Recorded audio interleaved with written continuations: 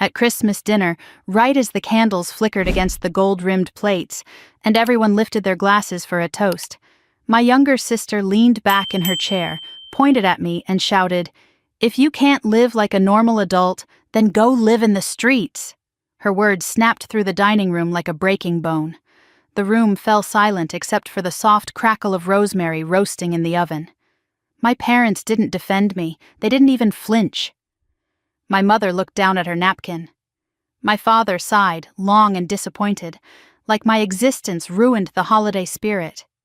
And in that moment, standing beside a tree covered in ornaments I had bought for them years ago, I realized something colder than the December air outside. They had no idea I earned $75 million a year, no idea I owned properties they drove past without noticing, no idea the woman they called useless could buy this house outright using only last quarter's dividends. Still, I didn't say a word. Not yet, because some truths aren't spoken. They are revealed, and when mine finally surfaced, it would turn their perfect little world inside out. I sat back down slowly, pushing my chair in with steady hands, even as my pulse hammered beneath my skin. The table looked beautiful. Snow-white runner, polished silver, evergreen sprigs, but beauty didn't disguise poison. My family had a long tradition of decorating dysfunction with twinkling lights. My mother cleared her throat first.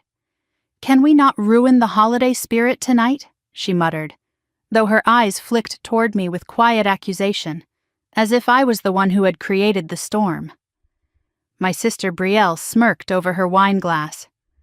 "I'm just saying what everyone else is thinking." Her fiancé, a man with a jaw too sharp for his own sincerity, gave her thigh a little squeeze as though she'd just been brave, heroic even. I stared at my plate, hearing my father breathe through his nose with the same disappointment he'd carried since I was old enough to understand tone. "It's Christmas," he said. "Let's not make this about her decisions." Her decisions. Her irresponsibility. Her failure to meet their expectations. They had built an entire vocabulary around who they believed I was. Not one word of it true. I cut a piece of turkey. Not because I wanted to eat, but because having something to do with my hands made the air less suffocating. The gravy was rich, the cranberry sauce bright, but every bite tasted metallic.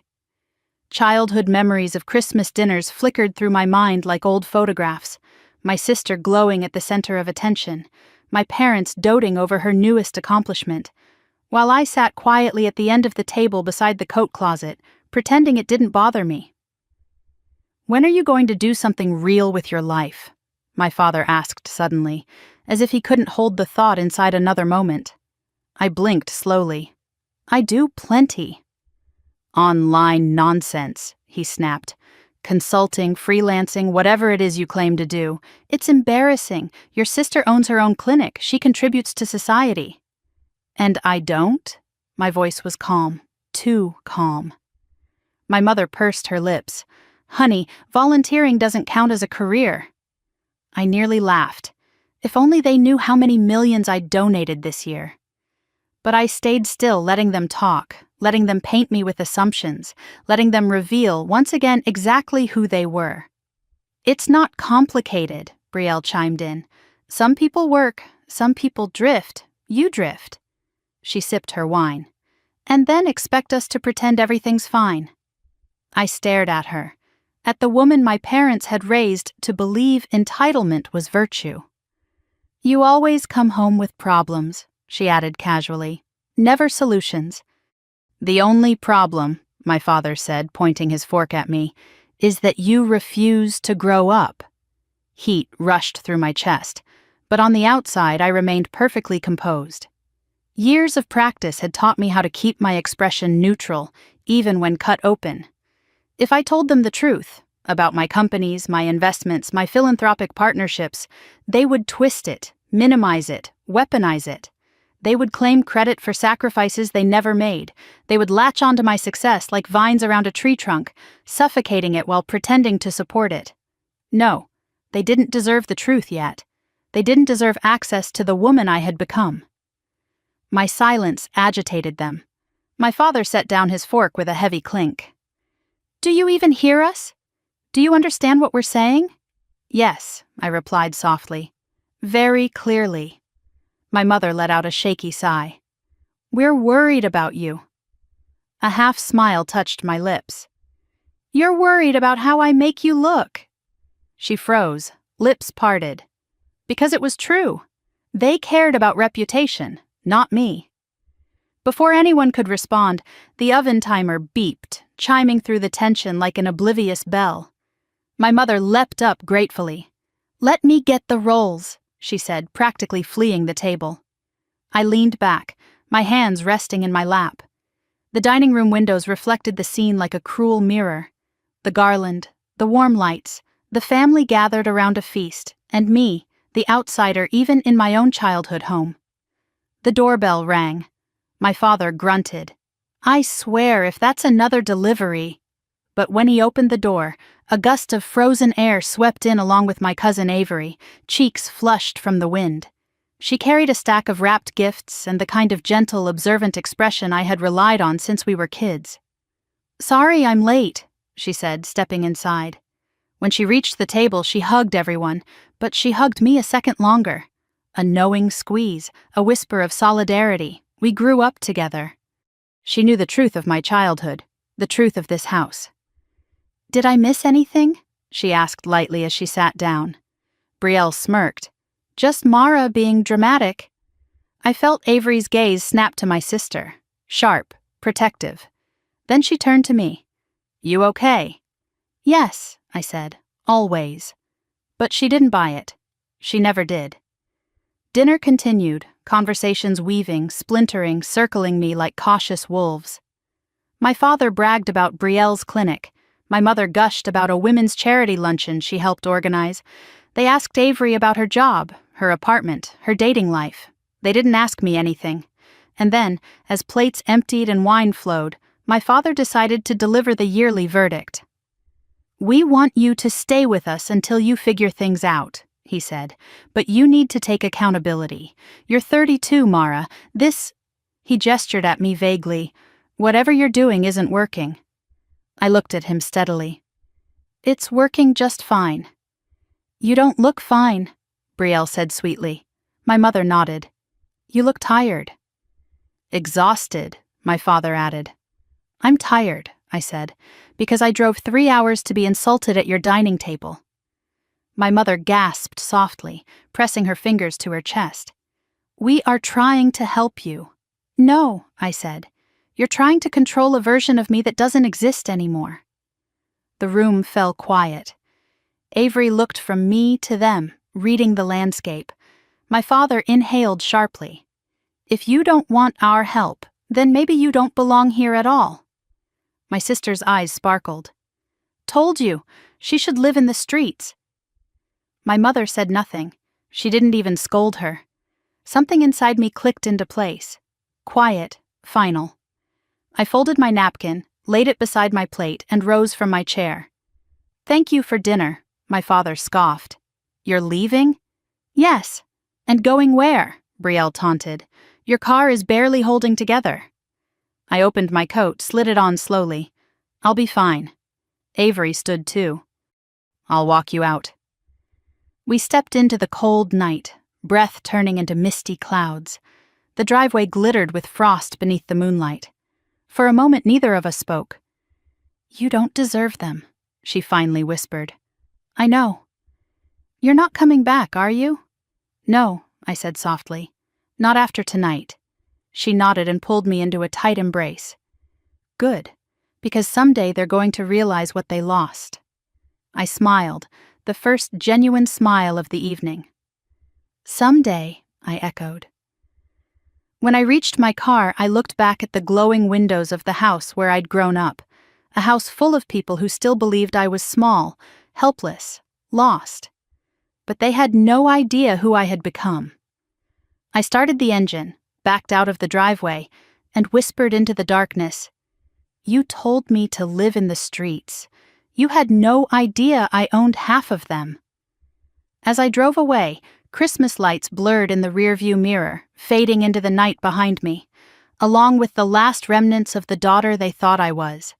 And ahead of me, Beyond the highway and the cold December shadows waited the truth of who I really was. The truth they were about to learn very, very soon.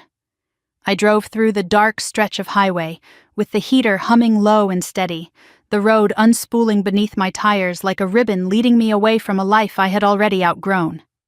Pine trees blurred past in tall shadowed rows.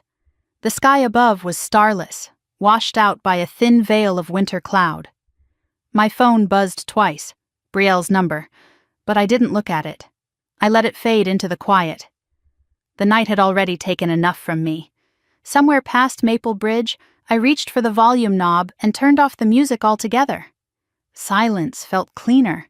My thoughts were loud enough on their own. It never ceased to amaze me how quickly a family could turn a holiday into a battleground. I had been home for less than 2 hours before the first barb hit, before the first sigh of disappointment, before the first reminder that I was their designated failure, their contrast piece, the person they used to highlight everything right about Brielle. And the horrible thing was, I used to believe them. I used to think something was wrong with me, that I was missing a piece everyone else had, that I was the reason the air felt tense between us, that if I worked harder or spoke softer or achieved something they recognized, maybe they would look at me the way they looked at her. But tonight cut through the last of that illusion. Their voices still echoed in my head, accusatory, bored, dismissive, and underneath the sting lay something deeper. Recognition, finality, truth. They didn't know me. They didn't want to know me.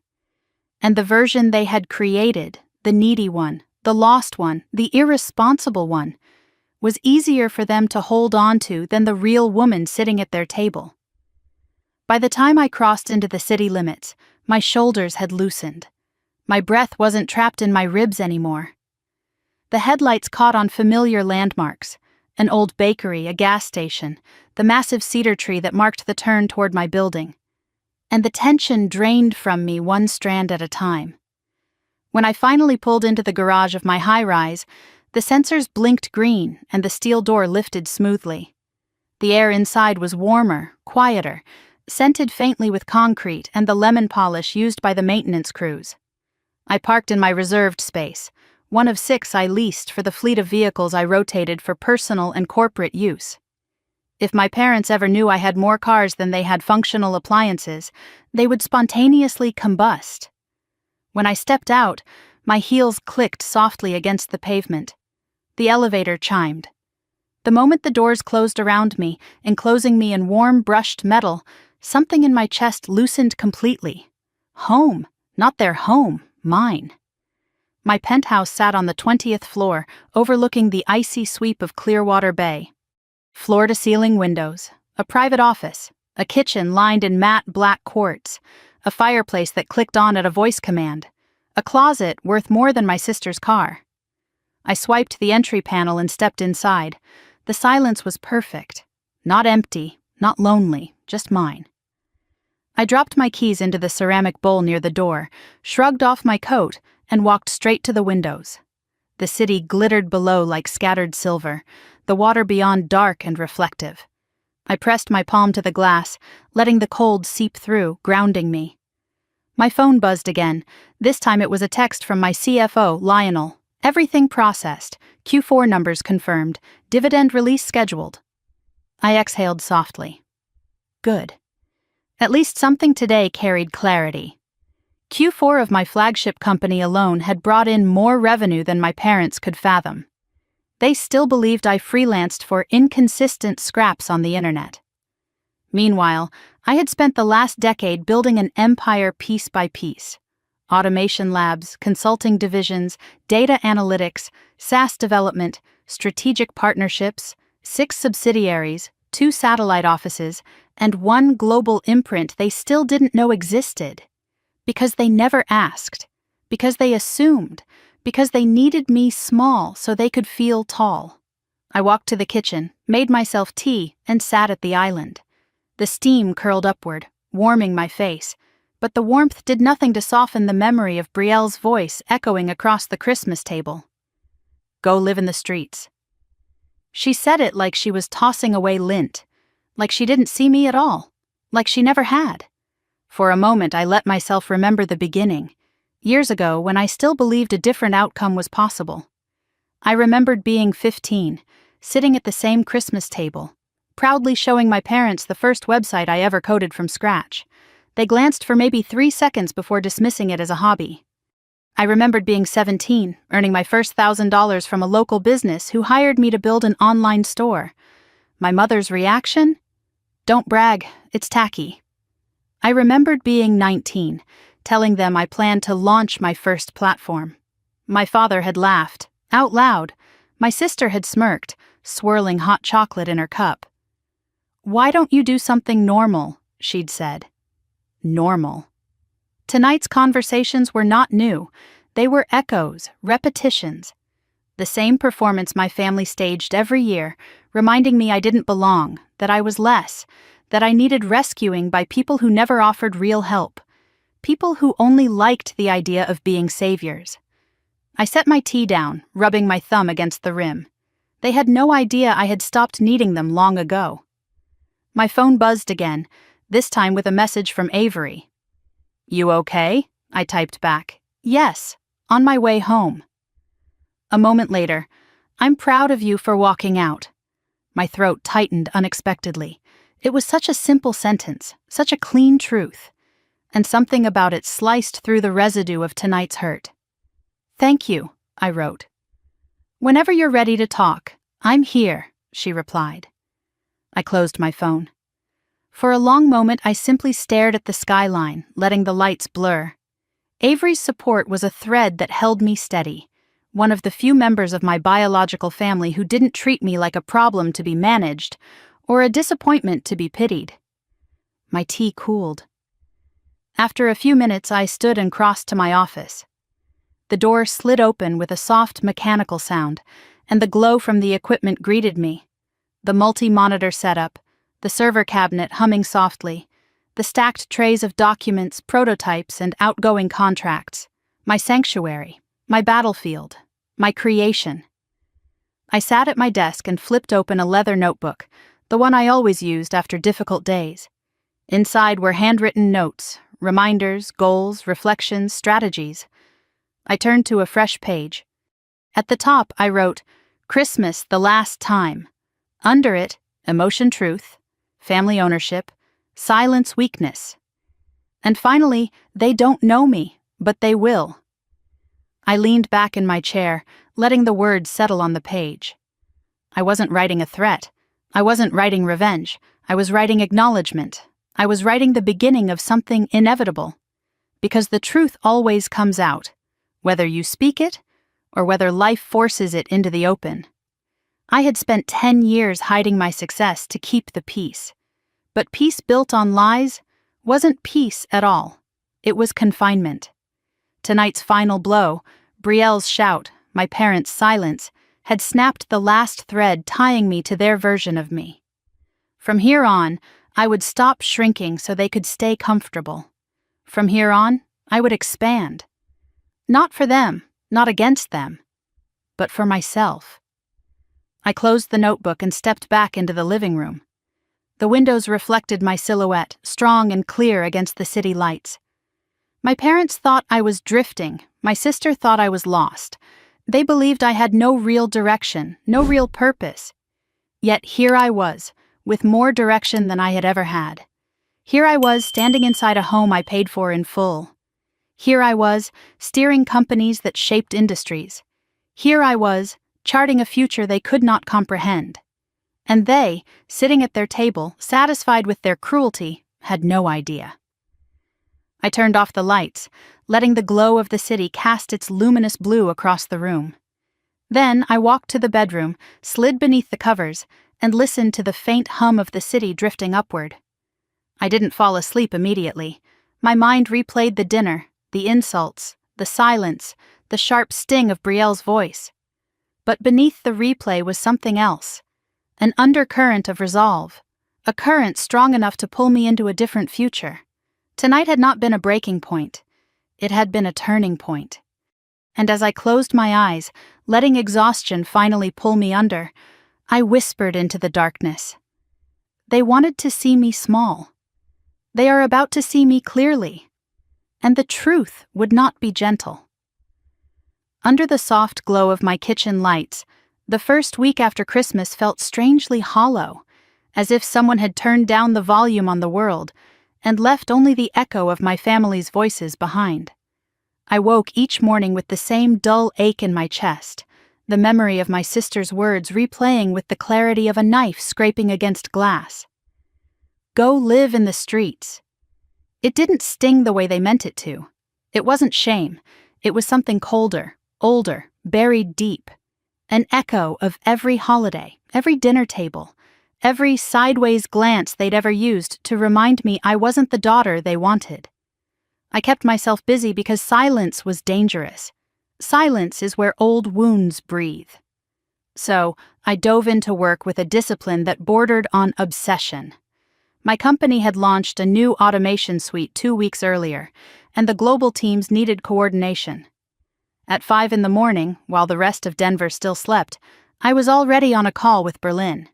At 7, I reviewed proposals from 2 retail conglomerates courting our AI workflow system. By 9, I sat in my home office overlooking the snow-lined street, sorting through data reports and sipping coffee that had gone cold too fast. But even in the rhythm of meetings and metrics, I felt the bruise of Christmas lingering.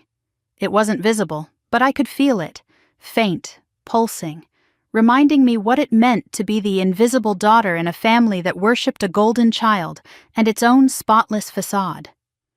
On Wednesday, during a brief lull between calls, my phone buzzed with a message from Lily, my cousin, and the only person in my family tree with a soul that hadn't calcified. Saw your sister's post. Are you okay? I didn't bother asking which one. Brielle had a pattern. Crisis. Aesthetic. Martyrdom. It was probably something curated, filtered, arranged to make her life look perfect and mine look, well, whatever she needed it to look like to keep her pedestal intact. I typed back quickly. I'm fine, just busy, she replied almost instantly. They're telling people you stormed out because you were ashamed. Thought you should know.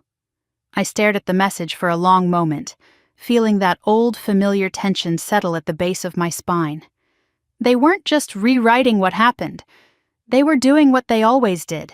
Painting themselves as the victims, crafting a narrative where their cruelty was compassion, and my boundaries were betrayal.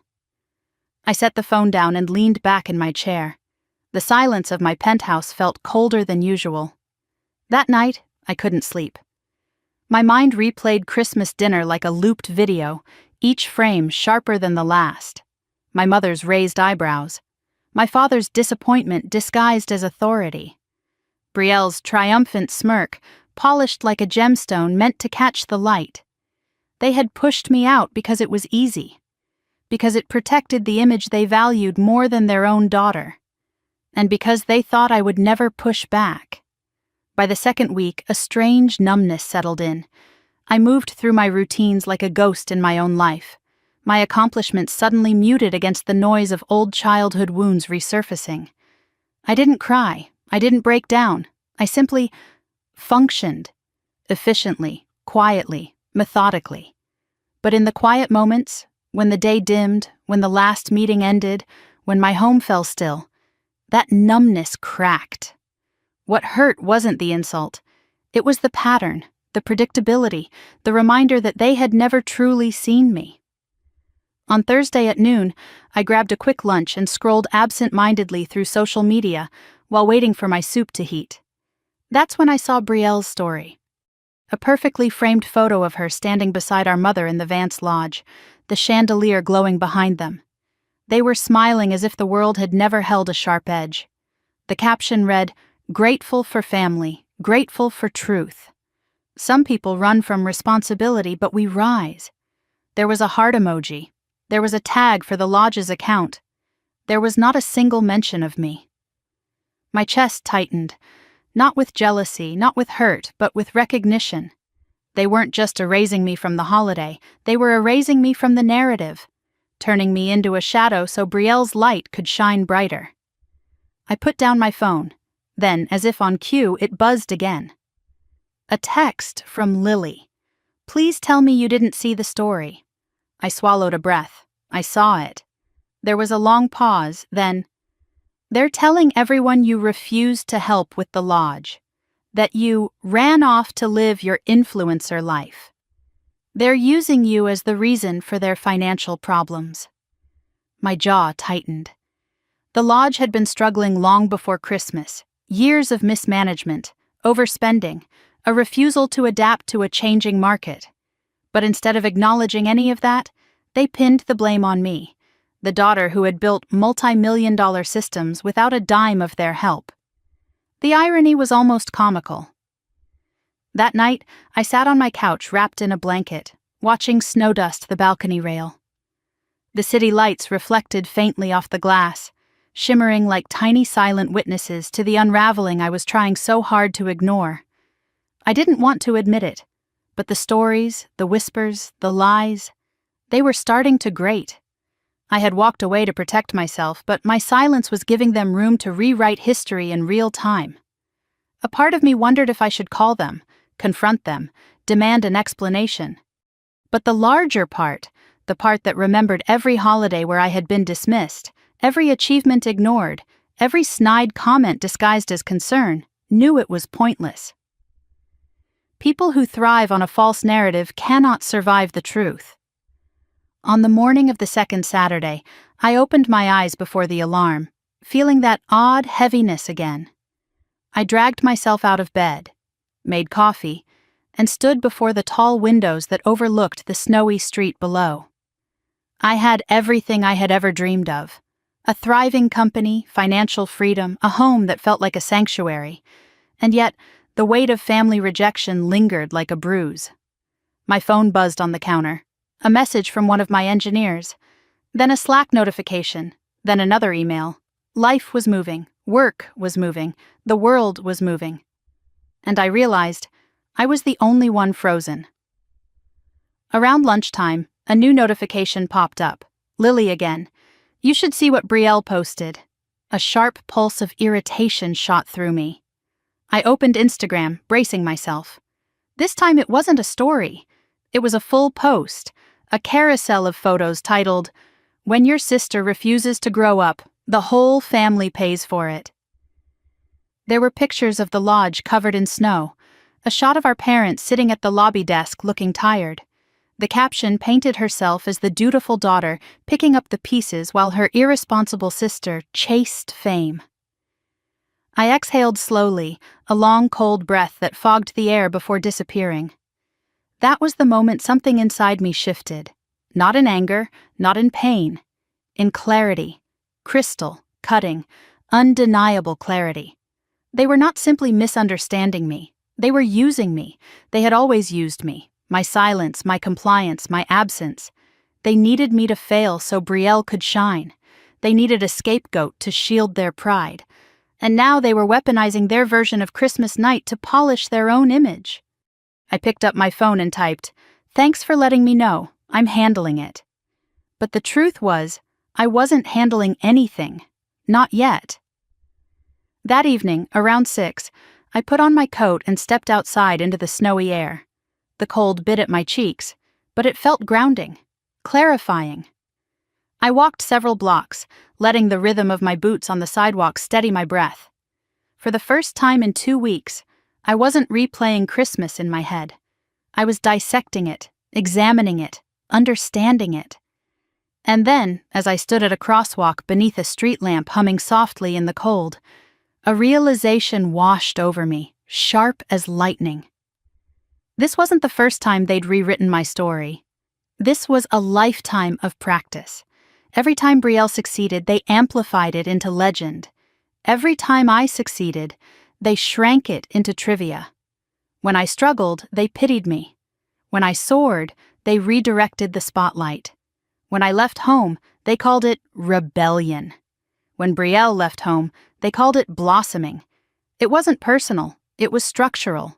A family dynamic built on hierarchy, favoritism, and a golden child who could do no wrong. I reached the next corner and paused, watching snowflakes drift beneath the streetlight. I had built an empire without their help. I had supported hundreds of employees, led global teams, donated to causes they didn't even know existed. I made $75 million a year, for God's sake. And still, they preferred the fiction where I was the irresponsible one who needed to be set straight. A wave of exhaustion washed through me. And then something else. Resolve. When I returned home, I stood in my dark living room, staring at the skyline beyond the windows. A new thought emerged, quiet, steady, unshakable. If they would lie about me this easily, what else had they lied about? What else were they hiding beneath the polished image of a perfect family and a perfect lodge? I didn't have answers. But for the first time since Christmas, I wanted them. Not for revenge, for truth. Truth I should have searched for years ago. Truth I avoided because I thought distance was enough to protect me. I walked to my desk, opened my laptop, and stared at the screen. My cursor blinked like a heartbeat. Then I typed a message to Alexandra, my attorney. "Can we talk Monday morning? Something's off with my family. I think I need to look into it." I hit send. Then I whispered to the empty room, the sound barely more than breath. I'm done letting them write my story. And with that, week 2 began. Not with sorrow, not with fear, but with a quiet, rising determination I hadn't felt in years, the kind that comes when a woman finally decides she's tired of being erased.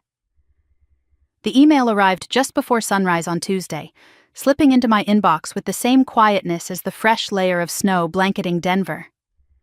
I was sitting at my kitchen counter stirring honey into my tea when the notification flashed. The subject line made my breath still in my chest. Urgent. Confirmation needed. Regarding your guarantee on Vance Lodge renovation loan. I blinked once, twice. The words didn't rearrange themselves. They didn't soften. They stayed exactly where they were. Sharp, impossible, wrong, guarantee, loan, Vance Lodge. I hadn't guaranteed anything. I hadn't signed anything. I hadn't been involved with my family's finances since I was 22, and realized my parents viewed my bank account as emergency scaffolding for their poor decisions. I clicked the email. Dear Ms. Vance, we are writing to confirm your continued willingness to serve as guarantor for the lodge renovation and expansion loan, originally filed July 14th, 2 years ago. My tea went cold in my hands. Guarantor. Expansion loan. 2 years ago. I scrolled further. The loan amount, just under $620,000. The signatures, 3 lines, Thomas Vance, Lorraine Vance, and me. Except the last one wasn't mine. My heart thudded, not quickly but heavily, like a slow mallet dropping inside my ribs. This wasn't a mistake. This wasn't a clerical error. Someone had used my name, my legal identity, my creditworthiness, on a massive loan without my consent. I swallowed hard, my throat suddenly tight. I dialed the number listed at the bottom of the email. A paralegal answered cheerfully, unaware she was holding a string that could unravel everything. This is Mara Vance, I said, keeping my voice steady. I received an email about a renovation loan. There must be some confusion. I never signed anything. There was a pause, a few keyboard clicks.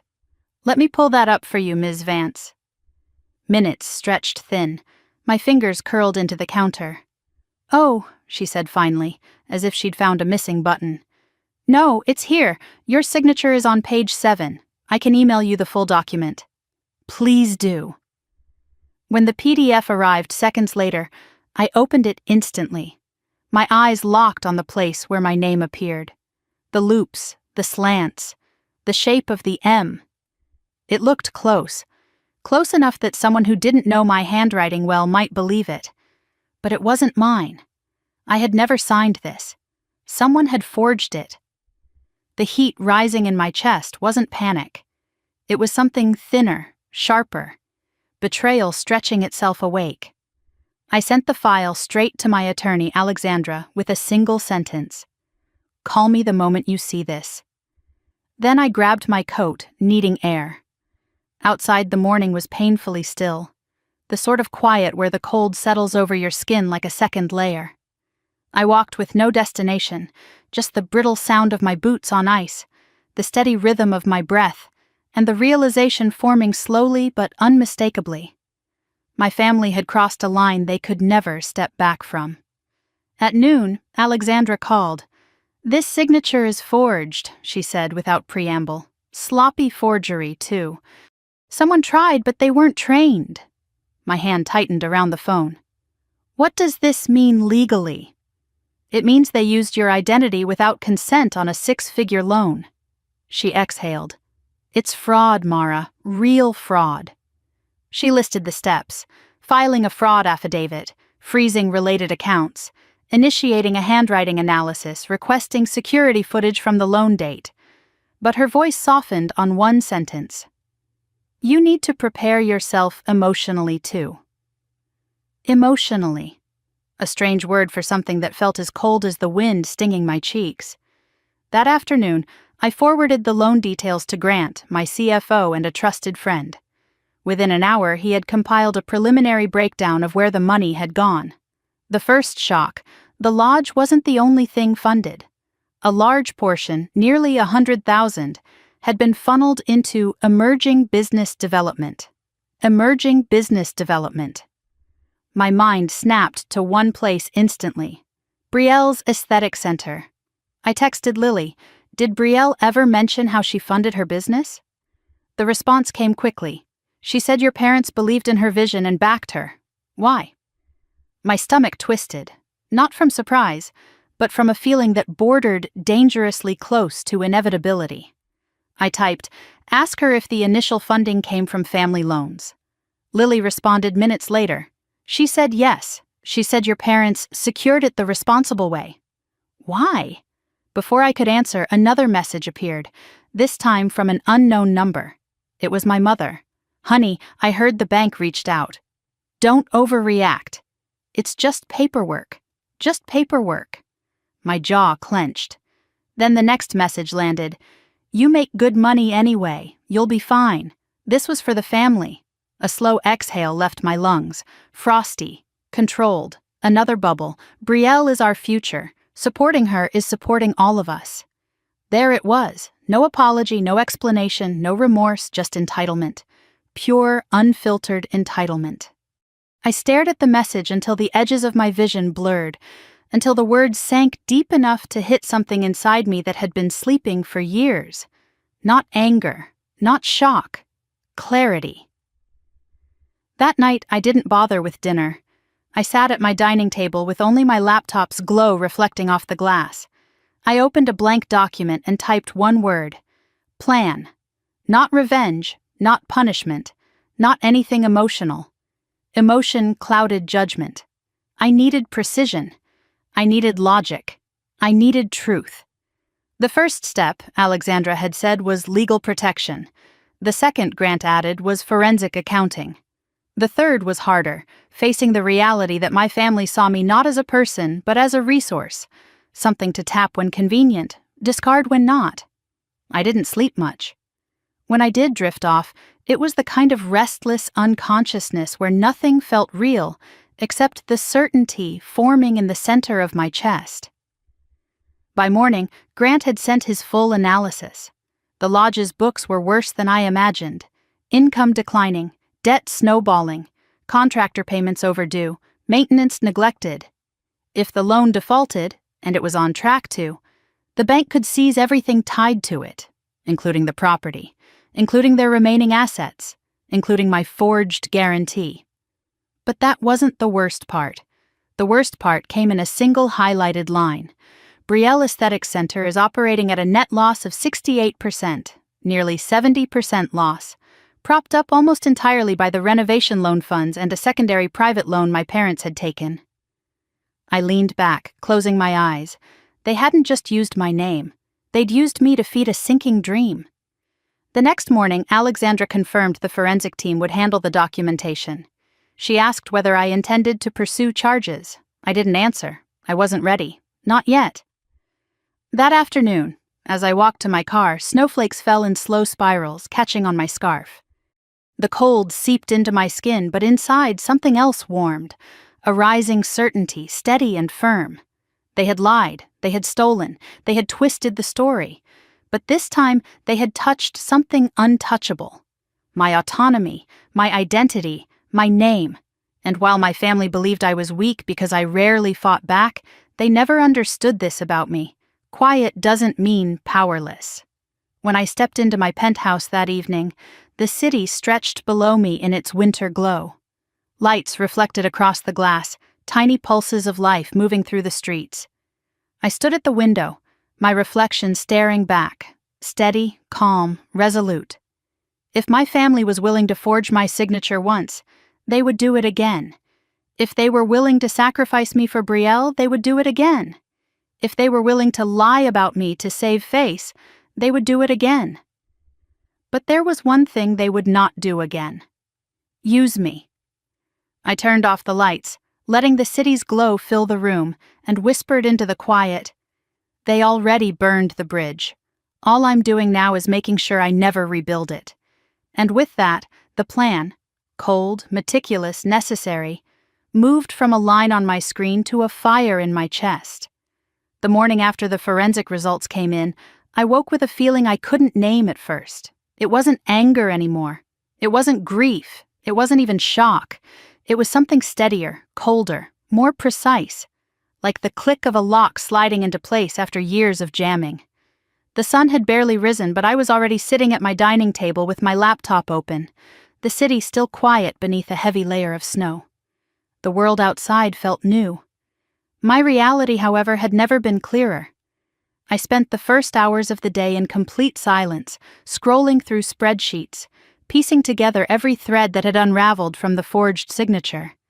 Every document, every transfer, every expense my family had hidden came into sharp focus. The more I looked, the more undeniable the truth became. Nothing about this was accidental.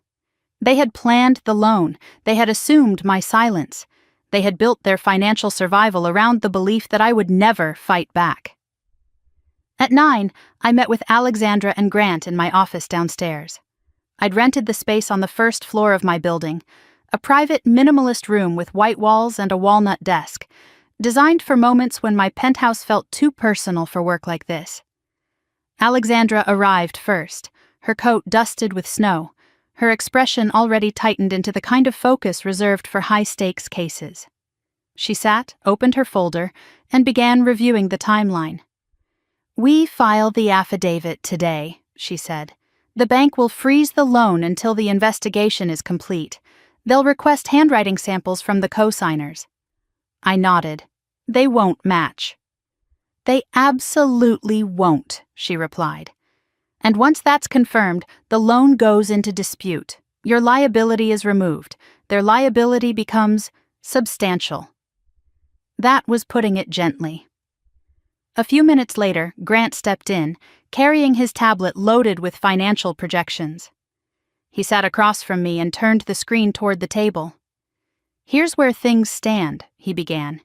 "If the loan defaults, which it will, they risk losing the lodge entirely. Their business accounts are already underwater. The property is leveraged beyond reason." I didn't flinch. I didn't wince. I didn't look away. Grant tapped another tab. "And Brielle's aesthetic center? The losses have doubled in the past 4 months. Payroll has been late twice. If the loan money hadn't been funneled into her business, she would have closed last year." My breath came slow, steady. "They used me to keep her dream alive," I said. Grant nodded. "Yes. And now the bank will see that misuse. It's going to get messy for them." Alexandra added gently, "You need to decide what your end goal is, Mara. Do you want prosecution, compensation, distance, all of the above?" I rested my hands on the table, fingers laced together. The metal of my ring felt cool against my skin, grounding me. "I want the truth documented," I said. "I want legal separation. I want my identity protected. Beyond that..." I let the sentence settle, unfinished. I wasn't ready to speak the rest aloud yet. We continued reviewing documents until the morning slipped into afternoon, the 3 of us sitting beneath the soft hum of the overhead light. By the time they left, my plan was fully in motion, formal, structured, irreversible. But planning is one thing, the aftermath is another. That evening, I sat on my balcony wrapped in a thick coat, watching cars move slowly along the icy street below. It was the kind of quiet where you could hear your own heartbeat. I pulled my knees up, rested my chin on them, and finally allowed myself to feel the weight of everything. My family had forged my name. They had lied to their community. They had funneled stolen resources into the one daughter they valued. And they had expected me to carry it all with a bowed head. The bruise inside my chest throbbed, not because of the betrayal, I'd grown used to betrayal, but because of the clarity. I had spent years building a world where their approval didn't matter, but I hadn't built a world where their actions couldn't touch me. I had created distance. I had created boundaries. But I had never created armor. Now I needed armor. The next day, the cracks in their world began to show. At 10 in the morning, Lily called. "Mara, things are blowing up over here." I straightened. "What happened?" She took a shaky breath. "People are talking. The lodge just canceled 2 winter events. They're telling everyone it's unexpected maintenance, but that's not what the staff is saying." The pulse in my throat quickened. "What are they saying?" "That the renovation loan is in trouble," she whispered, as if someone might hear. "That there's a freeze on the funds." I closed my eyes. Of course. The affidavit would have triggered immediate restrictions. "And," she continued, "your parents are panicking." I didn't say anything. "They're telling people you sabotaged them," she added softly, "that you cut them off financially, that you're refusing to help family." My eyes opened slowly. Snow fell in thick flakes beyond my windows, as if the world was trying to bury the truth beneath something soft. "I haven't given them a dime in over a decade," I said. "I know," she replied, "but they're rewriting everything." Of course they were. A crumbling facade always needs a villain. "Thanks for telling me," I murmured. "Be careful, Mara," she said gently. "They're desperate." Desperation was something I understood all too well. Desperation makes people dangerous. Desperation makes people cruel. Desperation makes people forge signatures. After the call, I sat very still, letting the weight of her words sink into the quiet. My parents weren't just lying, they weren't just spinning stories, they were setting the stage, shifting blame, positioning themselves as the wounded heroes of their own narrative. And in that moment, I realized something chilling. They didn't think they had done anything wrong. To them, my silence meant consent. My absence meant permission. My success meant responsibility. Responsibility to fix what they had broken, responsibility to catch the weight they dropped, responsibility to bleed so their world wouldn't bruise. I stood slowly and walked to my office, pulling out the file Alexandra had put together. The documents inside were evidence, but they were also something else. Reflection. A mirror held up to my childhood. The forged signature felt no different than every time they took credit for my achievements. The loan felt no different than every time they told people I was unstable. The funneling felt no different than every time Brielle's failures became my fault. This wasn't new. This was their pattern, just magnified. That night, when I tried to fall asleep, my mind replayed everything. My father's pointed finger, my mother's raised voice, Brielle's smug smile as she threw me out of the family narrative one more time. But beneath all that, deeper than the memories, was a quiet truth, rising like a tide. The girl they dismissed was gone. The woman they underestimated was awake. The storm they started was coming for them, not by my anger, not by revenge, but by the consequences of their own hands. And for the first time since Christmas, I didn't feel hollow. I felt ready for whatever came next, ready to walk into the truth without flinching, ready to stop being the daughter who swallowed pain to keep peace that never existed. My world was steady now, focused, sharp. And theirs? Theirs was about to shake. By the time the second week bled into the third, the numbness I'd been carrying had hardened into something sharper, a clarity that felt almost surgical. It didn't shake, it didn't tremble, it didn't waver.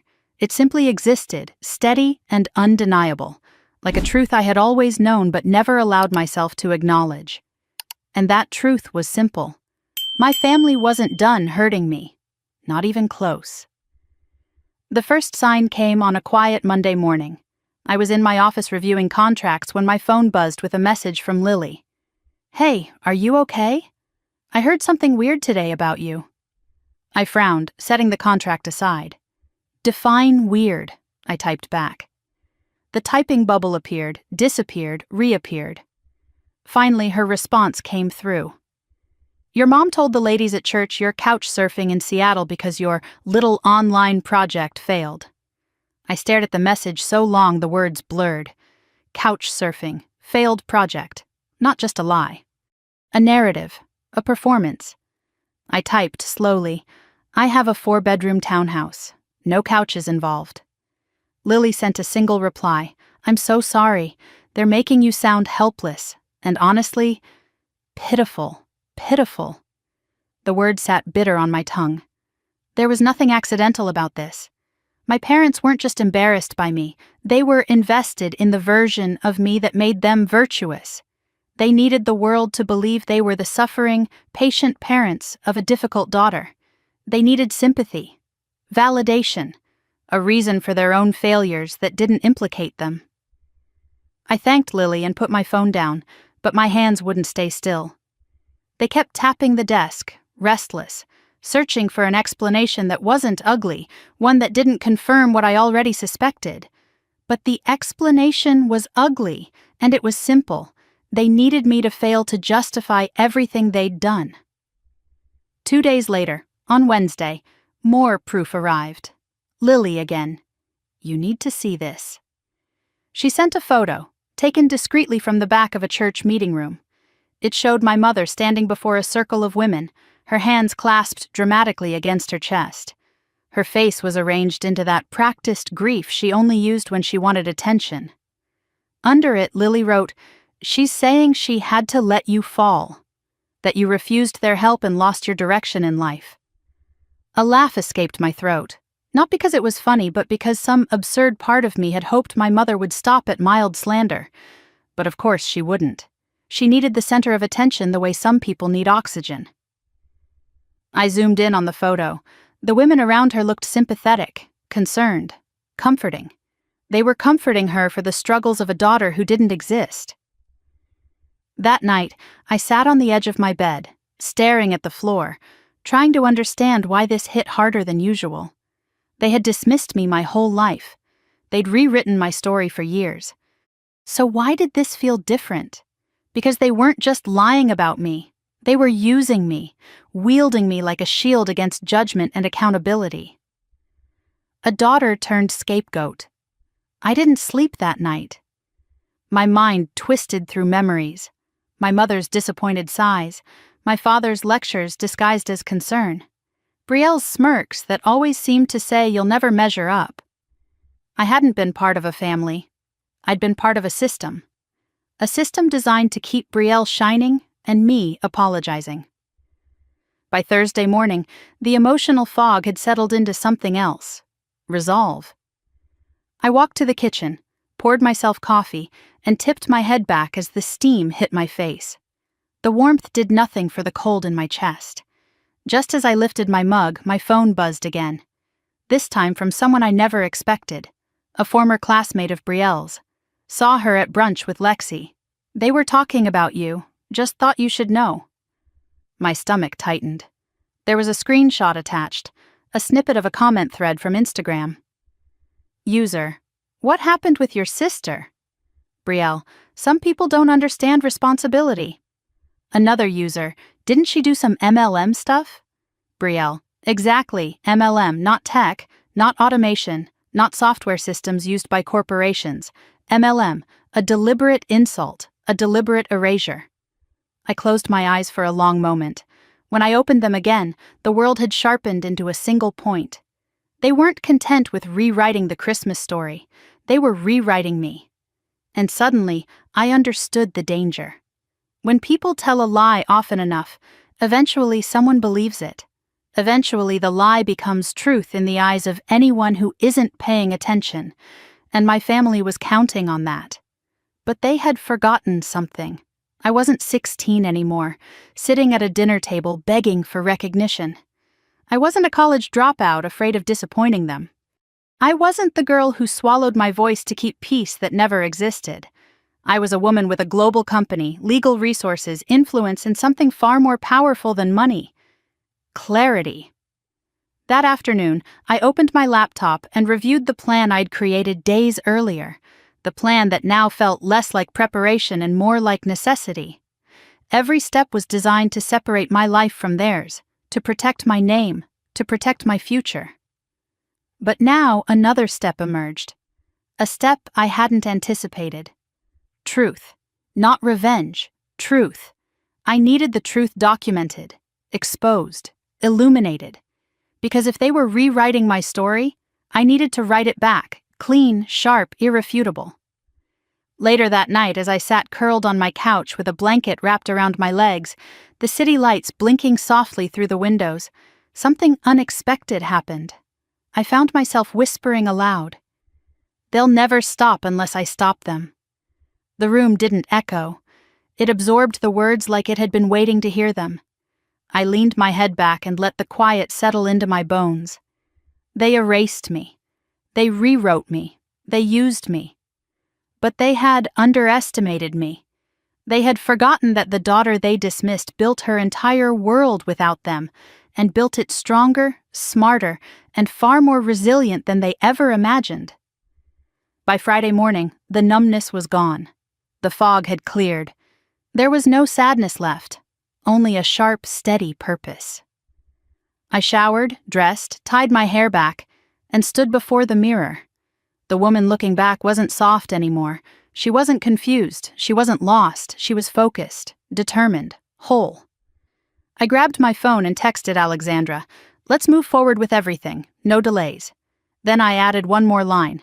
"They're rewriting the story. I'm done letting them hold the pen." Before I could put the phone down, it buzzed again. This time, a voicemail, from my father. I didn't listen to it, not yet. Instead, I walked to the window, watched snow drift lazily past the glass, and felt something rise in my chest, a quiet but fierce certainty. They had set the fire, but I would walk out of it unburned. And by the time they realized what they had ignited, it would already be too late. The third week arrived with the kind of cold that crept quietly into the bones of the city, wrapping itself around rooftops and street lamps until everything looked frozen in a moment just before dawn. But inside my penthouse, something else was thawing. A resolve I hadn't felt in years, a sharpness that seemed to hum beneath my skin. I wasn't angry anymore. I wasn't hurt. I wasn't replaying Christmas dinner on a loop. I had moved into a different phase entirely. A phase with purpose. Monday morning began with a call from Alexandra, her voice crisp and steady as she outlined the next steps of our legal action. The fraud affidavit was accepted. The handwriting analysis was underway. The bank had already flagged the loan as disputed, triggering a freeze on further transactions. Everything was moving exactly as it needed to. But she wasn't the only one with news. At 11 o'clock, my phone buzzed with a message from Grant. "Check your email." Something came up. I opened my laptop and found a folder he'd titled Preliminary Forensics, Family Holdings. I clicked. Then I froze. The first document was a full reconstruction of the Vance Lodge's financial trajectory over the past 5 years. Graph after graph showed a steady decline, a cliff drop in the last 2 years, and a red highlighted section indicating insolvency risk. They were worse off than I'd imagined. Much worse. But the second document was the one that made my stomach tighten. It listed every account, every loan, every credit application associated with my parents, and the ones linked to Brielle. And next to 2 of them was a line that made my pulse skip. Cosigner, Monsieur Vance. I felt something cold slip down my spine. 2 forged signatures. Not 1, 2. I read the details carefully. One was the renovation loan. The second was a smaller private loan tied not to the lodge, but to Brielle's business. A soft exhale left my lips, almost a laugh. Of course. Of course it wasn't just one. People don't break boundaries politely. Once they cross a line, it becomes a door. I closed the laptop. That evening, when the sun dipped behind the Denver skyline and the city lights blinked awake one by one, I sat on my balcony wrapped in a thick sweater. My mind wasn't racing. It was organizing, placing every revelation into a clean, sharp structure. My family hadn't accidentally hurt me. They had systematically used me. They had forged my name twice. They had used my identity as financial scaffolding. They had built Brielle's entire image on my credit. They had taken my silence as permission. And they had assumed, truly assumed, that I would never look closely enough to notice. A soft vibration pulled me back from my thoughts. My phone, a text from Lily. "It's getting worse over here." I picked it up immediately. "What happened?" she responded almost instantly. "Your mom was crying in front of Mrs. Donovan at the market, saying you've abandoned them in their time of need." I stared at the message, my lips parting slightly. Abandoned. The woman who told her daughter to go live in the streets was now crying about being abandoned. Lily added another message. "Your dad is saying you're refusing to help the lodge even though you promised before you left for college. Did you ever promise anything?" My throat tightened. I hadn't promised a thing. I had been 19 and barely surviving emotionally. But my parents had always had a talent for retroactive storytelling. Change the past and the present becomes easier to justify. Then, another message. "And Brielle. She's telling her friends you're jealous, that your business never took off, that you're embarrassed to come home." A quiet laugh escaped me. It wasn't amusement. It was disbelief wrapped in resignation. For years I'd underestimated the depth of their denial. Now I saw exactly how deep it ran. "Thanks for telling me," I typed back. But Lily didn't stop. "Mara, they're not just gossiping. They're building a narrative where you're the villain. Like they're preparing for something. Preparing." The word made my heartbeat slow. I typed, "Keep an eye on things. And thank you." I put my phone down and leaned back in my chair, eyes fixed on the glittering skyline. Something strange happened then, a clarity, sudden and clean. Their lies weren't random. They were foundation. Foundation for the moment when everything they were hiding would collapse. People don't lie in small doses before a storm. They lie loudly because they know the wind is about to expose everything. The next day, Grant and I met in my office again. He came in carrying a printed dossier and a look that said he'd been doing math no one should have to do. "You need to see this," he said, sliding the papers toward me. I skimmed the first few pages, then stopped. A projected timeline of the lodge's remaining viability, 3 months left before default. Maximum. Maybe 4 if they postponed payroll. 2 if there was another inspection or emergency repair. And the worst part? My forged guarantee had been the only reason the bank approved their refinancing 2 years ago. Without it, the lodge would have shuttered already. Grant leaned back in his chair. "They needed you to survive, and they counted on you not knowing." I nodded slowly. "They've always counted on that." "That's not the only thing," he added. "Look at page 7. I flipped. It was a list of inquiries on my credit history, 3 of them coming from small banks in Cedar Ridge, all within the past 4 months. I hadn't applied for anything. "They tried again?" My voice was steady, calm, too calm. "Yes." Grant's tone darkened. "Someone tried to open another line of credit under your name. The bank flagged it because the address didn't match your records." Identity theft. Ongoing. My breath left my lungs in a slow, deliberate exhale. "They were going to keep doing it," I whispered. "Yes," he said simply, "until something stopped them." I closed the folder gently. In that moment, any lingering softness inside me evaporated. Any doubt, any hesitation. They weren't confused. They weren't misguided. They were willing to keep using me until there was nothing left to take. That afternoon, as I walked through my neighborhood, the world felt sharper. The crunch of snow under my boots, the bite of cold air on my cheeks. I watched people hurry into cafes, arms loaded with shopping bags, holiday lights glowing warmly in frosted windows. Life moved. People moved. And for the first time, I moved with them, no longer paralyzed by old wounds. I checked my phone. A new message. Not from Lily, from an unknown number. My mother. Mara. Please call us. Things are getting hard. We're worried. We need your help. I smiled. Not unkindly, but knowingly. There it was. The shift. Not long ago, they'd told the world I was lost, irresponsible, unstable. Now that consequences had arrived, they needed the daughter they'd thrown away. I typed nothing. Not yet. Instead, I kept walking until I reached the small park near my building. Children were building a snowman, their mittens clumsy but determined. A woman walked her dog along the path, humming softly to herself. An older couple held hands, leaning into each other against the cold. Normal life. Healthy life. Life built on something real. I sat on a bench, watching my breath fog in the cold air. And then I whispered to myself, almost softly, "They're not going to rewrite this chapter. Not this time." The wind carried the words away, but the meaning settled deeply inside me, anchoring itself in a place that had once been fragile. By the time I walked home, the decision was fully formed, undeniable. I would protect myself. I would expose the truth. I would no longer let my silence become their weapon. Week 3 didn't break me. It clarified me. And in that clarity, something powerful awoke. Something I hadn't felt in years. Not revenge, not fury, freedom.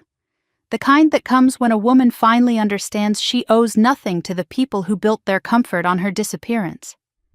The storm hadn't arrived yet, but I could hear it in the distance. And for the first time, I wasn't afraid. The night the investigators' full report arrived, Seattle felt impossibly still. I had returned from a long day of meetings, kicked off my heels by the door, and stood for a moment in the dark entryway, listening to the hum of the heating system and the faint echo of my own breath. Outside the windows, the city lights shimmered across the water like scattered stars. Inside, a storm I had been ignoring for weeks gathered quietly in my chest. The email came at 8:42 p.m. Subject, Comprehensive Findings, Vance Family Financials. My pulse slowed, not quickened, because some part of me already knew whatever was inside that file wasn't going to surprise me. It was only going to confirm what my instincts had been screaming since Christmas night. The lie was bigger than the insult. The insult was only the surface. I opened the attached folder. The first file was a summary, a clean clinical distillation of my family's financial state. Insolvency projections, underreported expenses, creditor warnings. The lodge's books were bleeding in red ink. My sister's business was collapsing quietly behind polished Instagram filters. And my parents' personal accounts were nearly drained from months of shuffling money around to maintain their facade. I scrolled. The next file made me sit up straighter. It was a timeline of every action tied to the renovation loan, every transfer, every reuse of funds, every questionable invoice. And there, highlighted in yellow, was the line that cut straight through me. Unauthorized cosigner. M. Vance signature determined fraudulent. Estimated forgery date, July 17th, 2 years prior. I stared at the page, feeling neither shock nor anger, only a cold, precise acknowledgement. This wasn't sloppy desperation. This wasn't a single misstep. This was calculated. But the third file, the discretionary allocation breakdown, that was the one that pressed the air from my lungs. $90,000. Unaccounted for in the lodge's renovation expenses. The transfer trail ended at Brielle Aesthetics Center. They had used part of the loan to build her dream. Not mine. Never mine. Grant had already added notes in the margin. Funds misallocated. Potential grounds for bank action. Possible criminal liability. My hands tightened around the laptop. A slow throb formed behind my sternum. Not pain. Power. A strange growing stillness that felt like the eye of a hurricane. Then came the final file. Additional Identity Risk Assessment. At the top, in bold. There is evidence suggesting the family intended to use M. Vance's identity in future credit applications. My breath stilled. Below were screenshots of failed credit pulls made in the past 3 months. The applications used my name and partial social security number. The only reason they hadn't gone through was because the address on file didn't match. They hadn't just used me. They had plans to keep using me. My phone buzzed suddenly. I glanced at the screen. A text from an unknown number. "When can we talk?" "Mom." I let the phone go dark. 10 minutes later, another buzz. Another text. "We didn't mean to upset you. Please don't make this harder than it needs to be."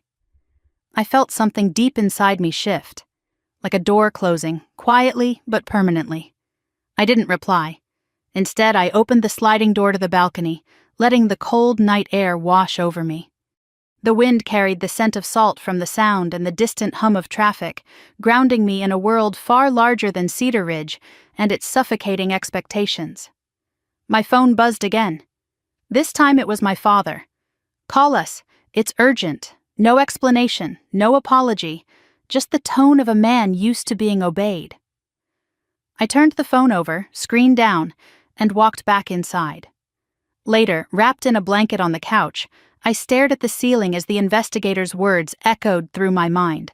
Used your identity, misallocated funds, forged signature, intent to repeat. But there was also another truth, quieter but sharper. They truly believed I would never fight back. Years of being the quiet daughter, the difficult daughter, the one who didn't fit the family script. They had mistaken silence for weakness, distance for obedience, success for something they could reshape into a story that made them look better. At 10:15 p.m., my attorney emailed again. "Call me if you need to talk through next steps. Everything is in your hands now. Everything is in your hands now." The words sat warm in my chest. For the first time in my life, the story wasn't being twisted by their voices, their lies, their expectations. For the first time, the truth was fully visible, documented, undeniable, theirs. Eventually, exhaustion tugged at me. I went to bed, but sleep didn't come quickly. When it finally did, it felt thin, fragile. At dawn, I woke to another message, this time from Grant. "One more thing you should see." He sent a link to a private investor portal. I logged in, scrolling until a specific listing made me stop cold. Distressed asset package, high priority. Included properties, Vance Lodge, adjoining land, commercial lease, Brielle Aesthetic Center. My fingers hovered over the screen. The lodge, the land, her business, everything tied directly to the forged loan. I scrolled further. Status: projected acquisition within 60-90 days. Primary interested buyer, blank, pending. My pulse steadied. If the bank froze the loan, if my parents defaulted, if the property entered foreclosure, it would end up right here, on this list, ready to be acquired by a firm like the one I regularly partnered with. The realization settled slowly. I could become that buyer, not because I wanted revenge, not because I wanted to punish anyone, but because allowing the property to fall into anyone else's hands would mean losing the opportunity to reclaim something that had been used against me. Ownership wasn't vengeance. Ownership was protection. My phone buzzed again. This time it was Brielle. "We need to meet. Today. No explanation, no greeting, just urgency, the kind that comes from someone who can feel their world tilting beneath their feet." I didn't respond. Instead, I walked into my kitchen, brewed a fresh cup of coffee, and stood at the window watching the sun rise over the water. The light spilled slowly across the bay, turning everything gold: the boats, the rooftops, the glass facades of the downtown buildings. And in that light, one truth crystallized fully. They had set this fire themselves. I didn't need to throw gasoline. I didn't need to strike a match. I only needed to step out of the way. The consequences would burn on their own. But stepping out of the way didn't mean stepping back. It meant stepping forward, with intention, with clarity, with control. Later that morning, I called Alexandra. "I want to proceed," I said simply, "with everything." There was a pause. Then, "You're sure?" "Yes." "Okay," she replied, her tone sharpening. "Then let's build the wall between you and them, and when the fallout comes, you won't be touched by any of it." When the call ended, I felt a strange sense of lightness settle in my chest. Not relief, not triumph, but a quiet certainty. The truth was no longer blurry. The path was no longer unclear. And whatever came next, I was not the frightened daughter standing alone at the end of a Christmas table. I was a woman who finally understood the power of her own silence, and the even greater power of breaking it. Week 4 hadn't officially begun yet, but the ignition had. And the people who once believed they could rewrite my story were about to learn one thing. The pen was never in their hands to begin with. The 4th week didn't slip in quietly. It arrived with a kind of electric certainty, humming beneath my skin from the moment I woke up Monday morning. Seattle's winter light spilled weakly through the blinds, casting pale stripes across my bedroom floor, and for the first time in weeks, I didn't feel hollow when I opened my eyes. I felt focused, sharp, present. By 7, I was already dressed, sitting at the corner of my dining table with my laptop open, reviewing the final draft of the expansion plan I'd put on hold months earlier. Back then, I wasn't sure if the timing was right. Back then, I still held on to a small, foolish piece of hope that my family might someday treat me like the woman I'd worked so hard to become, rather than the child they insisted I still was. But that hope was gone now, burned down at Christmas dinner and buried beneath forged signatures, lies, and 3 decades of erasure. Now there was space. Space for ambition. Space for strategy. Space for me. The first order of business was the New York office. We'd secured a potential space in Midtown, a clean, glass-walled suite overlooking Bryant Park, perfect for our East Coast operations. I reviewed the contract one more time, fingers steady as I typed the authorization code that sealed the deal. The ink on my family's betrayal wasn't even dry, but the ink on this expansion absolutely was. Next came the Austin Innovation Hub proposal, an idea I had been refining for months. A studio specializing in AI-driven workflow systems for retail automation. The kind of project that would push my company into a completely new territory. A territory no one had believed I could reach back when I was 18, and teaching myself to code in a freezing apartment, eating microwaved vegetables at 2 a.m. Now people waited for my decisions. At 9:30, Grant called. "Just read the final projections for Austin," he said, his voice tinged with something almost like awe. "If this lands the way we think it will, we're talking 8 figures within 3 years." I smiled faintly into my coffee. "Then let's make it land." He laughed, a warm, genuine sound. "You seem lighter today." "I am," I admitted. "Something clicked." "Good," he said softly, "because they don't get to take anything else from you." When the call ended, I felt that small spark flare brighter. This was the first week where my focus wasn't fractured by old wounds. There was no replay of arguments, no echo of insults, no sting of rewritten narratives. The family drama had become background noise, static fading behind the sound of my own momentum. By noon, 2 new partnership deals had been finalized. Contracts signed, funds transferred, systems scheduled for deployment. I moved through each meeting with a clarity I hadn't felt in months. It felt like someone had quietly removed a weight from my shoulders, one I didn't know I'd been carrying. I finished a call with the executive board of a retail conglomerate who wanted to integrate our automation suite into their logistics pipeline. They approved the contract. They wanted to move fast. They wanted me to lead the rollout. "Your work is extraordinary," one of the directors had said. If my parents had heard those words, they would have dismissed them. Called it tech jargon. Suggested the man was exaggerating. They would have found a way to shrink the compliment until it fit inside the vision they had of me, small enough to manage, dismiss, or pity. But they weren't here, and I no longer needed their approval to let the praise sink in. Around 3, my assistant forwarded a personal invitation from a top-tier podcast for women in tech and entrepreneurship. The host was someone I admired, sharp, respected, and genuinely invested in amplifying women's voices. 2 years ago, I would have said no, afraid the exposure might complicate the fragile separation I kept between myself and my family's expectations. Now, I clicked accept. An hour later, another invitation arrived, this time from a well-known business magazine. They were preparing a feature on under 35 female founders who built multi-million-dollar companies without outside investors. A younger version of me would have cried. The current version simply breathed deeply and typed my reply. Yes, I would be honored. Condition: no references to my family. I didn't owe them my spotlight.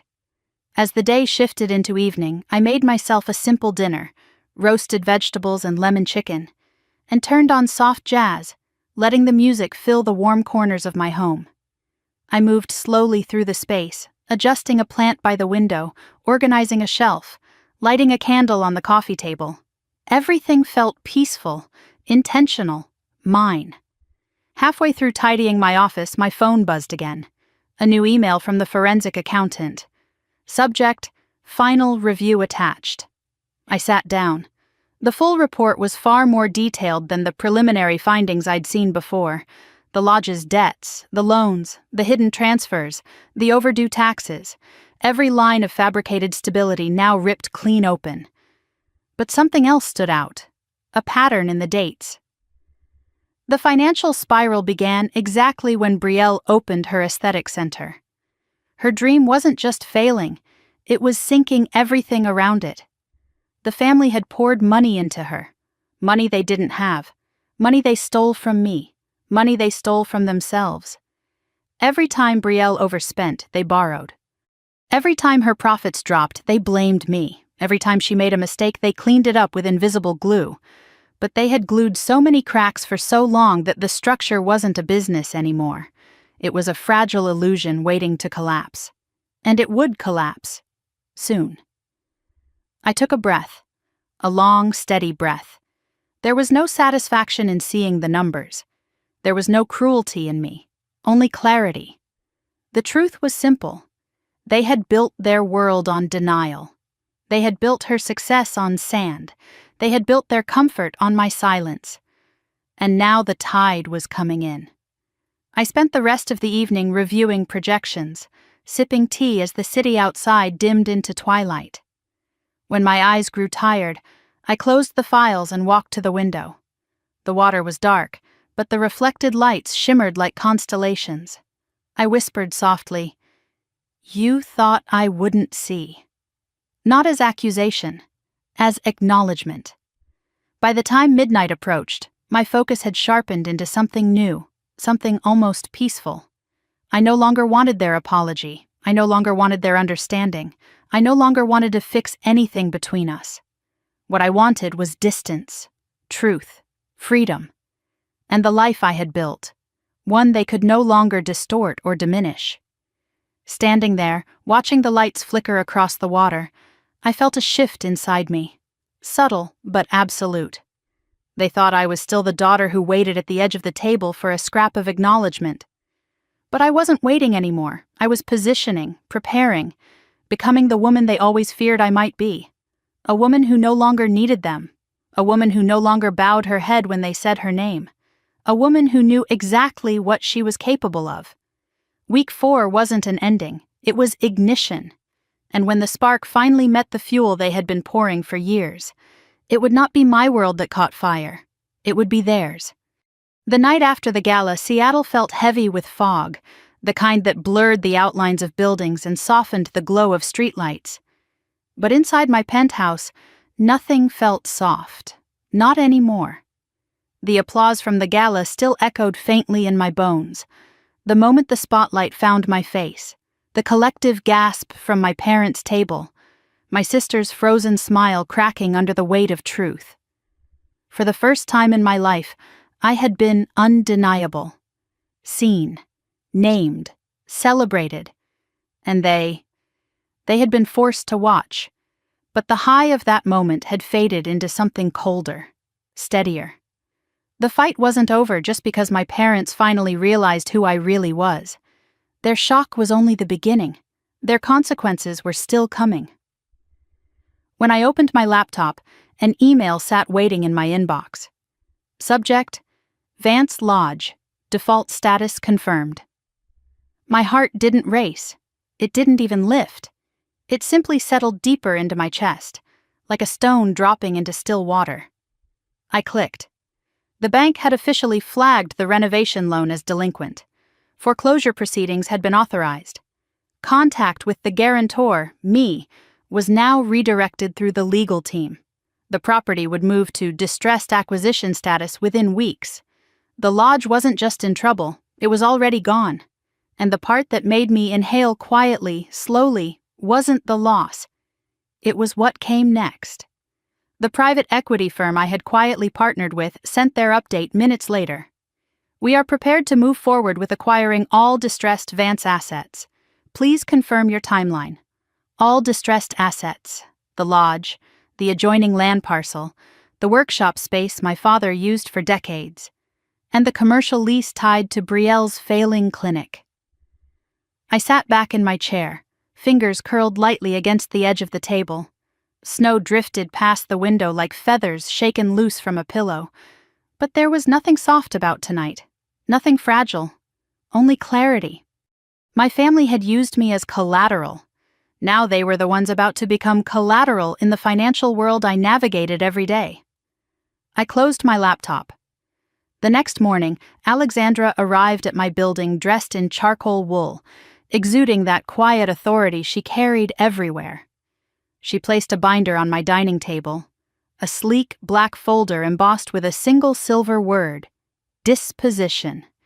Inside were the documents for the acquisition, the legal protections, the fraud affidavits, and every piece of evidence needed to sever financial ties with my family permanently.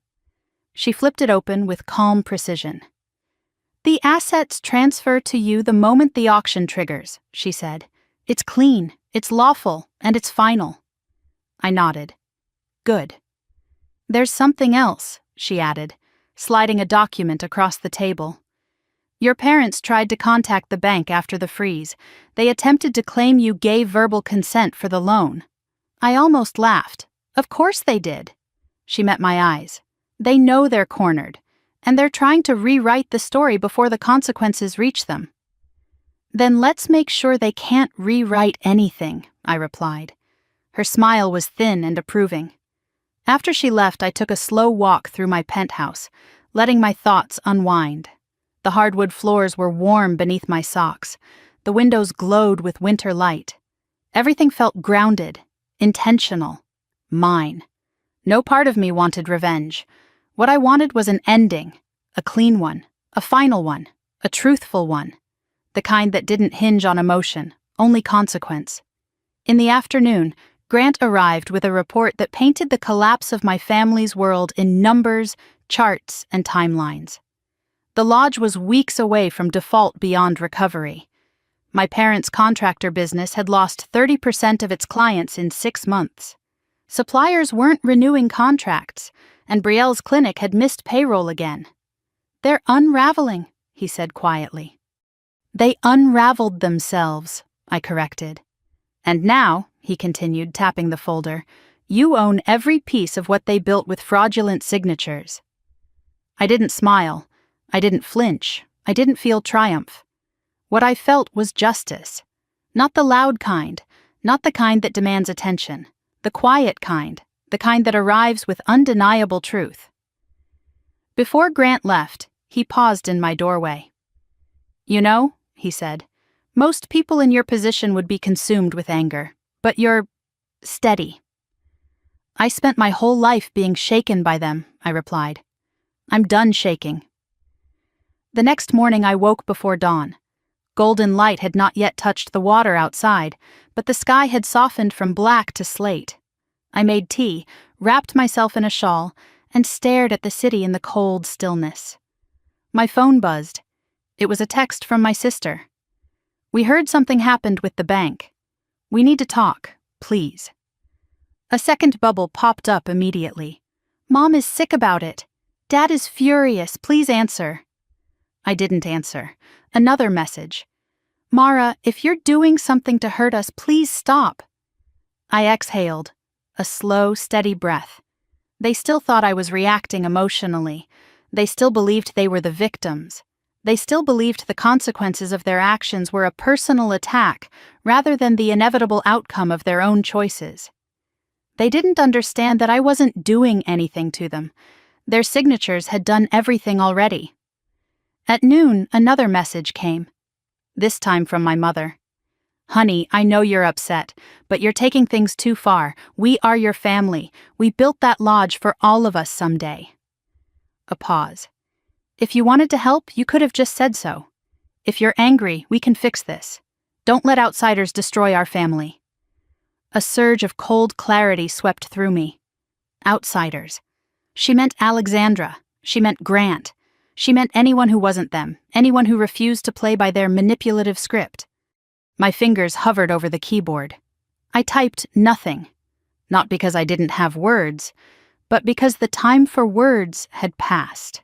The time for consequences had arrived. That evening, as twilight washed purple across the sky, I received the notification I had been waiting for. Vance Lodge officially entered foreclosure status. Acquisition is approved for immediate action. Ownership transfer pending signature. Beneficial owner, M. Vance Holdings, LLC. Managing partner, Mara Elaine Vance. I sat still for a moment, letting the truth settle. Not triumph, not satisfaction, just truth. They had stolen my name to save their world. Now my name was written on the deed of everything they feared losing. I stood and walked to the window. The harbor below shimmered with lights reflecting across dark water. A ferry horn echoed faintly in the distance, deep and resonant. And in that quiet, I whispered to myself, they burned the bridge. I just walked across the ashes. Tomorrow they would learn the full truth. Tomorrow I would face them, not as the daughter they dismissed, but as the woman they created through their own cruelty. Tomorrow the reckoning began. And I felt nothing but ready. I chose the restaurant intentionally. Warm lighting, soft jazz, linen tablecloths, a space elegant enough to keep tempers contained but intimate enough that no one could pretend they didn't hear the truth. When I arrived, the hostess led me to a private alcove near the back, where a round table sat beneath a chandelier shaped like falling glass leaves. I took the seat facing the entrance.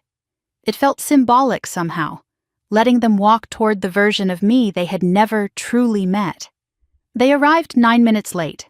My mother walked in first, wrapped in a cream coat that tried too hard to look expensive. Her eyes flicked across the room until they found mine, lighting briefly with relief or calculation, I couldn't tell which. My father followed behind her, stiff in his navy jacket, wearing the expression of a man preparing to negotiate a contract he didn't fully understand. And then came my sister Brielle, sequins on her sleeves catching the light, her smile sweet enough to crack a tooth, her fiancé trailing behind her like an obedient shadow. I didn't stand. I didn't have to. Mara, my mother breathed, already reaching for me. You look beautiful tonight. Thank you, I said simply, offering a thin smile but not her embrace. We sat. A waiter materialized with water and menus. Small talk sputtered awkwardly. My father complimented the decor. My mother remarked on the wine list. Brielle searched my expression as if looking for weakness to exploit. After the waiter stepped away, my father cleared his throat. We're glad you invited us, he said, folding his hands in front of him as though preparing for family prayer. There's been confusion, some misunderstandings. Your mother has been very upset. I'm not upset, she snapped softly. "I'm worried. There's a difference." I met her gaze without flinching. "You're worried about yourselves." Her lips parted in offense. "Mara, that's not fair." "It's accurate," I replied. A beat of silence settled over the table, thick and uneven. My sister leaned forward, her voice dipped in honey. "Look, I know things got tense at Christmas, and maybe we all said things we shouldn't have. But we're family. We should fix this. Together." Together. The word tasted like irony. I reached into my bag, pulled out the leather folder, and placed it on the center of the table. The sound of it hitting the wood was soft, but it carried more weight than anything said so far. My father's eyes narrowed. "What's that?" "Everything," I said. I opened it slowly, letting the pages fan out like a stack of verdicts waiting to be read. I slid the first document to my father. His face drained of color. "This," he whispered, staring at the page. "This is our shop, our land, our home." "It was," I said calmly. "As of this morning, it belongs to a private equity firm I have majority control over." My mother's breath hitched. No, that can't be right. She grabbed a document with trembling fingers, scanning the lines as if the words might rearrange themselves out of mercy.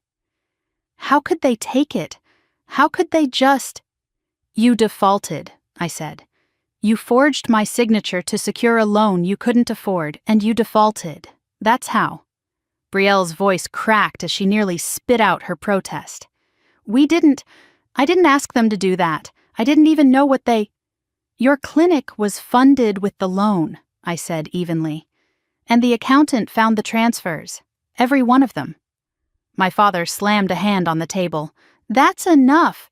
You're not going to sit there and accuse us like criminals." I tilted my head.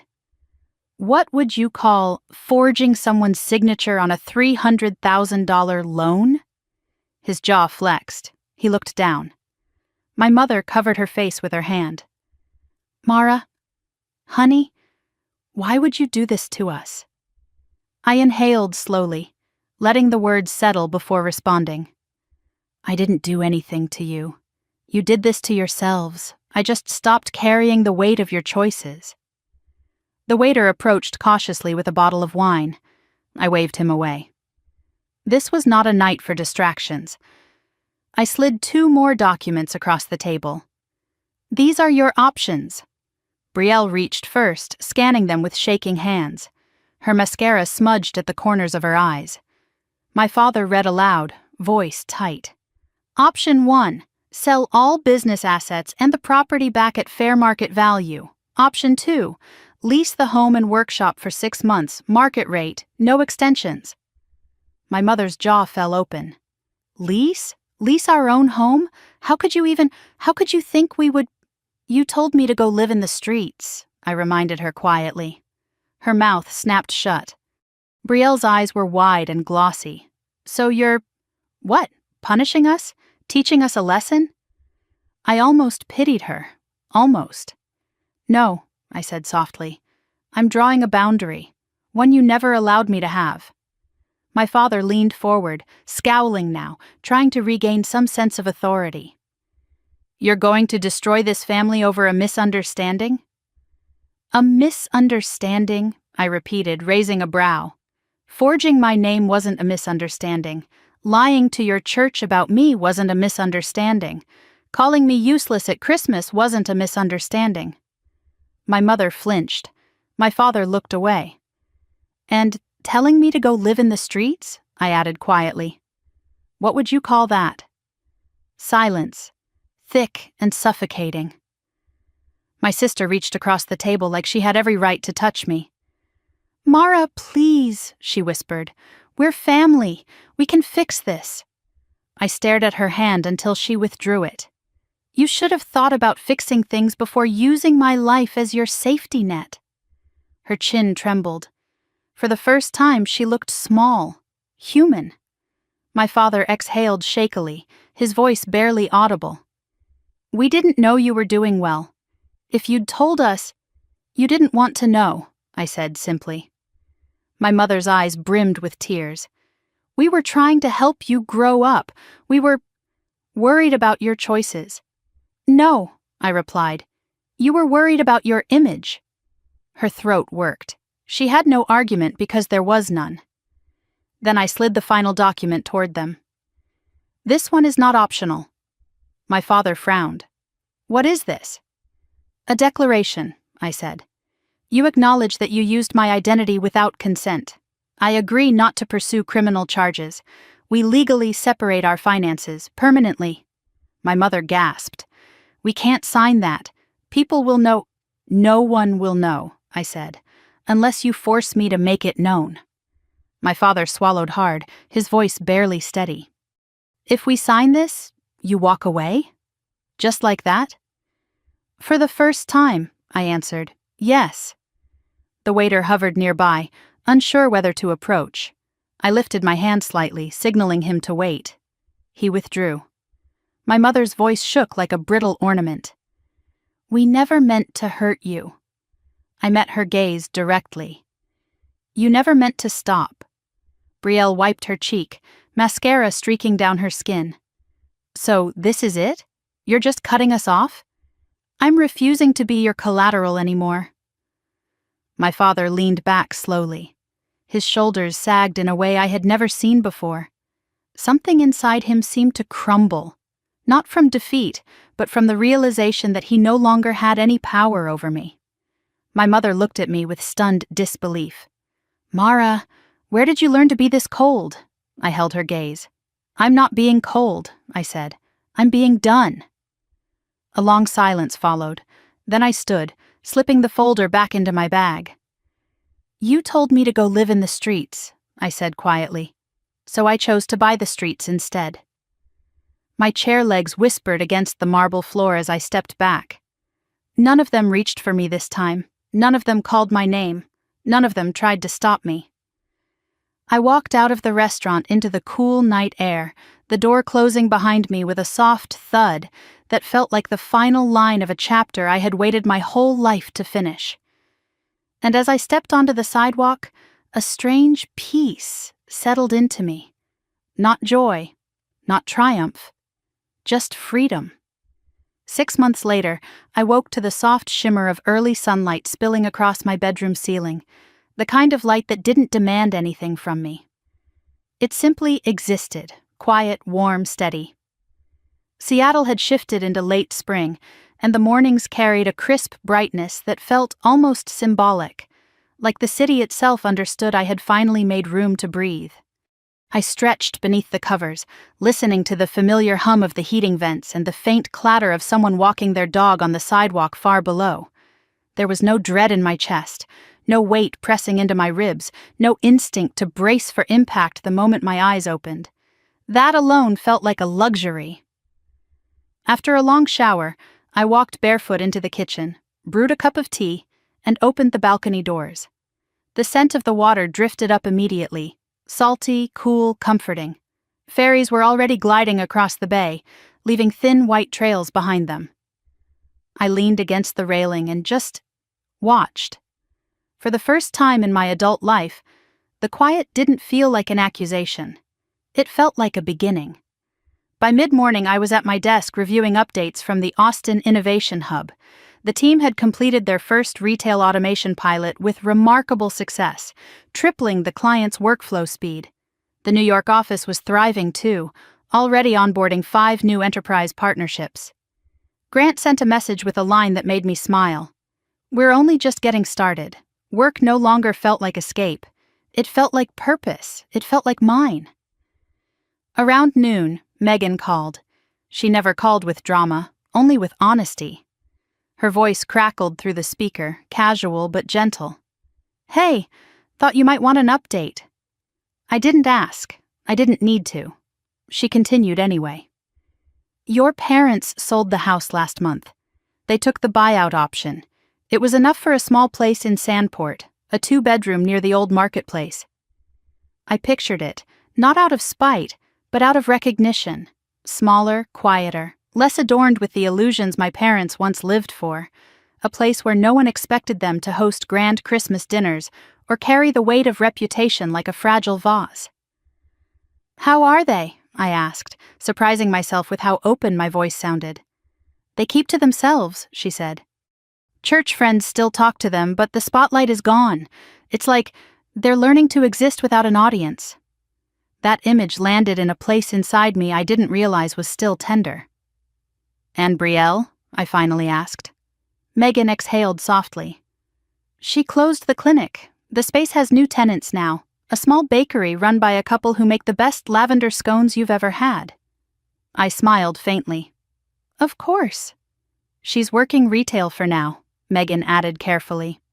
She's humbled, scared, figuring things out. Good, I said. Not triumphant, not cold, just honest. She needed that. After we hung up, I sat for a while, staring at the glow of my computer screen, but not really reading the text. I wasn't angry. I wasn't satisfied. I wasn't anything sharp or bitter. I was simply done. And in that doneness, there was space to breathe more deeply than I ever had before. Later that afternoon, I walked through the commercial block that used to house my father's workshop. The building had been refurbished by its new tenants. Soft yellow lights glowed through the windows, and a hand-painted sign reading Harbor Clay Studio hung above the door. A young woman stepped outside carrying a tray of freshly glazed mugs.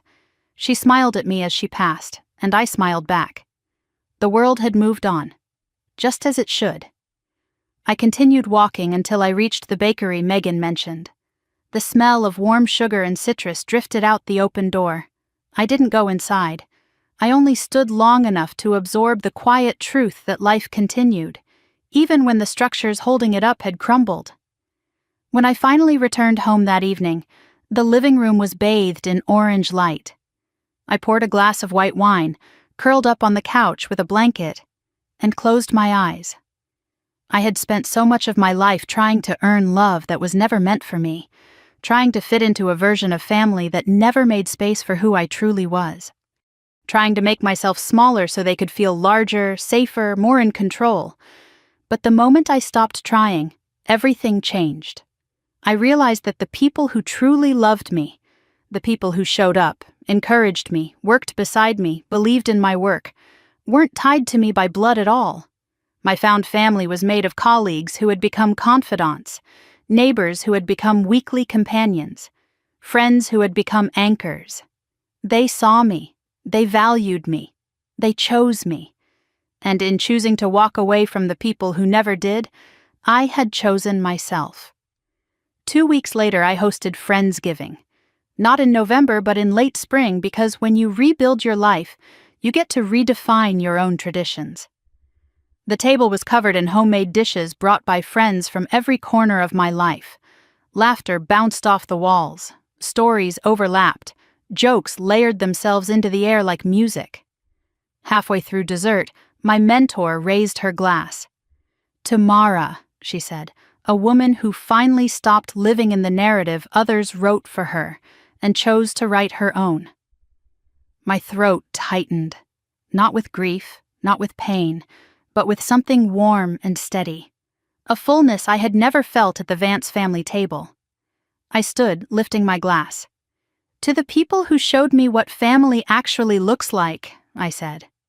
The room erupted in applause, and as I looked around the table, faces glowing with candlelight, smiles soft and genuine, I realized something vital. This wasn't revenge. This wasn't victory. This wasn't even closure. This was freedom. The next morning I walked the pier alone, the early sun glistening across the water. The air smelled like sea salt and new beginnings.